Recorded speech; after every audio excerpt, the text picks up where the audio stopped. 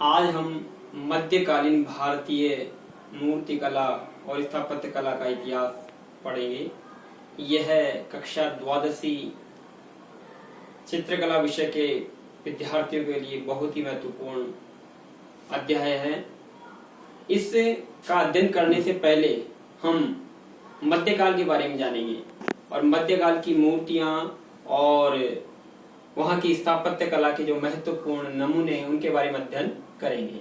तो मध्यकाल और मध्यकाल का समय आता है गुप्त काल के बाद के तुरंत बाद जो समय है वह काल आता है मध्यकाल। मध्यकाल को हम अध्ययन की दृष्टि से दो भागों में बांट सकते हैं।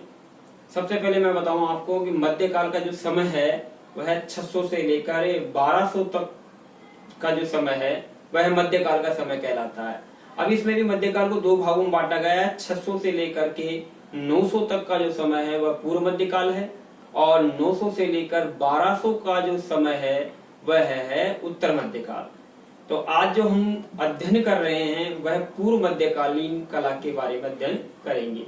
तो पूर्व मध्यकाल का समय आपको बताया गया जैसा कि 600 से लेकर 900, और इस काल के उदाहरण हमें जो मूर्ति कला और स्थापत्य कला की देखने को मिलते हैं वह है एलोरा की जो गुफाएं हैं, साथ ही साथ एलिफेंटा है, महाबलीपुरम है, खजुराहो है, कोणार्क है, जिनका निर्माण जो पूर्व मध्यकाल में किया गया था, अर्थात 600 से लेकर 900 के बीच इनका निर्माण कार्य चला था।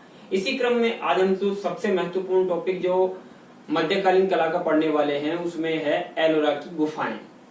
तो एलोरा की गुफाओं का अध्ययन करने से हम उनके बारे में बात कर सकते हैं, उसके परिचय के बारे में बात कर सकते हैं, उसकी विशेषताओं के बारे में बात कर सकते हैं, उसकी जो मूर्ति जो कैसे किस प्रकार से बनाई गई है, किस किस शैलियों में मूर्तियां बनाई गई है, यह हम चर्चा करेंगे। तो सबसे पहले एलोरा गुफाओं का परिचय लेते हैं। तो एलोरा की गुफाएं महाराष्ट्र राज्य के औरंगाबाद जिले से लगभग 55 किलोमीटर दूर है। ये समझ में आ गया होगा आपको कि एलोरा की जो गुफाएं हैं वह महाराष्ट्र राज्य के औरंगाबाद जिले से 55 किलोमीटर दूर स्थित है। और धार्मिक त्रिवेणी, यहाँ पर धार्मिक त्रिवेणी है, अर्थात यहाँ पर 3 धर्मों की मूर्तियां बनाई गई है। और जो एलोरा है उसका प्राचीन नाम वैरूल की गुफाएं कहा जाता है। वैरूल कहा जाता, प्राचीन काल में इसको वैरूल कहा जाता था और अब इसको वर्तमान में एलोरा कहा गया है।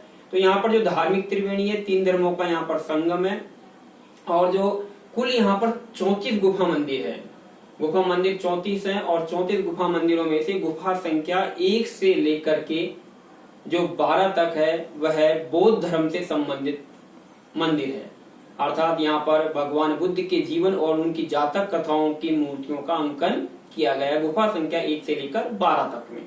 इसके बाद हम बात करते हैं गुफा संख्या 13 और 13 से लेकर के 29 तक। 13 से लेकर 29 तक की जो गुफाएं हैं उन गुफाओं में हिंदू धर्म से संबंधित मूर्तियां बनाई गई है। हिंदू धर्म से संबंधित देवी देवताओं की अंकन किया गया है, विशालकाय बड़ी बड़ी मूर्तियां बनाई गई है। साथ ही साथ हम बात करें कि गुफा संख्या जो 30 से लेकर 34 तक की जो गुफाएं हैं वह जैन धर्म को समर्पित है, अर्थात यहाँ पर जैन धर्म के तीर्थंकरों की मूर्तियां बनाई गई है। तो कुल मिलाकर के 1 से लेकर 34 तक की गुफा में जैन, बौद्ध और हिंदू तीनों ही धर्मों की मूर्तियों का अंकन किया गया है। अब हम बात कर सकते हैं कि जो यहाँ गुफा संख्या 12 है वह 12 नंबर की जो गुफा है उसको विश्वकर्मा मंदिर के नाम से जाना जाता है। गुफा संख्या 12 विश्वकर्मा मंदिर जिसमें भगवान बुद्ध के 7 मानुषी रूपों का अंकन किया गया है। इसी क्रम में गुफा संख्या जो 15 है उसको दशावतार मंदिर के नाम से जाना जाता है। गुफा संख्या 15 जिसमें भगवान विष्णु के जो अवतार रूप हैं उनके अंकन किया गया है। साथ ही साथ यहाँ की जो सबसे विश्व प्रसिद्ध गुफा है वह है गुफा संख्या 16 और गुफा संख्या 16 को कैलाशनाथ मंदिर के नाम से जाना जाता है। साथ ही साथ इसको रंग महल के नाम से भी जानते हैं। तो परीक्षाओं में बोर्ड के एग्जाम में कई बार प्रश्न आ सकता है जैसे कि कैलाशनाथ मंदिर कहाँ स्थित है, तो हमारा उत्तर होगा कैलाशनाथ मंदिर एलोरा की गुफा संख्या 16 को ही कहा जाता है। या प्रश्न आ जाए रंग महल कहाँ स्थित है, तो रंग महल के बारे में बताना है तो एलोरा की जो गुफा संख्या 16 है वही रंग महल कहलाती है। तो सबसे पहले हम बात करते हैं जो गुफा संख्या 16 है और यहाँ की जो सबसे प्रसिद्ध गुफा है और सबसे प्रसिद्ध जो मंदिर है इस मंदिर के जो गर्भगृह है, पता होना चाहिए आपको कि गर्भगृह जो होता है वह मंदिर का वह भाग होता है जहां पर उस मंदिर के मुख्य देवता की प्रतिमा स्थापित की जाती है, उस स्थान को गर्भगृह कहा जाता है। तो इस कैलाशनाथ मंदिर में भगवान शिव का शिवलिंग बना है गर्भगृह में, और जो यह मंदिर जो पूर्ण रूप से बेसर शैली में बनाया गया है। बेसर शैली जो मंदिर निर्माण की जो परंपरा की 3 शैलियां बताई गई है। मंदिर निर्माण की जो शैलियां हैं वो 3 है। उत्तर भारत में जो मंदिर बनाए जाते थे वो नागर शैली से संबंधित है, मध्य भारत के जो मंदिर बनाए जाते हैं वो बेसर शैली से संबंधित है, और दक्षिण भारत के जो मंदिर बनाए जाते हैं वो द्रविड़ शैली से संबंधित है। यह आपको आवश्यक रूप से जानकारी होनी चाहिए। तो हम बात कर रहे हैं कैलाशनाथ मंदिर की। कैलाशनाथ मंदिर जो है और उसका जो निर्माण किया गया है, उसमें जो पिल्लर बनाए गए हैं, जाली झरोके वगैरह जो सब बनाया गया, अंकन किया गया है, स्तंभ वगैरह जो बेजोड़ अलंकृत किया गया है, ये सब बेसर शैली में किया गया है। और इसकी सबसे महत्वपूर्ण विशेषता इसका जो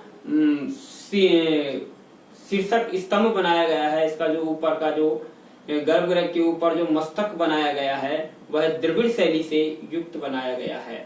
तो इस प्रकार से गुफा संख्या जो 16 है वह बहुत ही अलंकृत है, और यहाँ पर गुफा संख्या 16 में भगवान शिव के जो विभिन्न अवतार हैं उन अवतारों की मूर्तियां बनाई गई है। साथ ही साथ शिव विवाह के दृश्य है, अर्धनारीश्वर का दृश्य है, नीलकंठेश्वर का दृश्य है, और सबसे महत्वपूर्ण यहाँ का जो शिल्प है वह है रावण का कैलाशोत्तोलन। अर्थात रावण, इस दृश्य में क्या बनाया गया है कि रावण पूरे जोर से कैलाश पर्वत को उठाने की कोशिश कर रहा है, और भगवान शंकर अपनी प्रसन्न मुद्रा से, अपने पैर के अंगूठे से, अपनी प्रसन्न मुद्रा से उस कैलाश पर्वत को दबा रहे हैं। एक प्रकार से बड़ा अंकन ये हुआ है, और यह अंकन जो कैलाशनाथ मंदिर में किया गया। अब कई बार बोर्ड की परीक्षा में प्रश्न आ जाता है कि कैलाशनाथ मंदिर का सबसे उत्कृष्ट शिल्प कौन सा है, तो हमारा उत्तर होगा कैलाशनाथ मंदिर का सबसे उत्कृष्ट शिल्प है रावण का कैलाशोत्तोलन।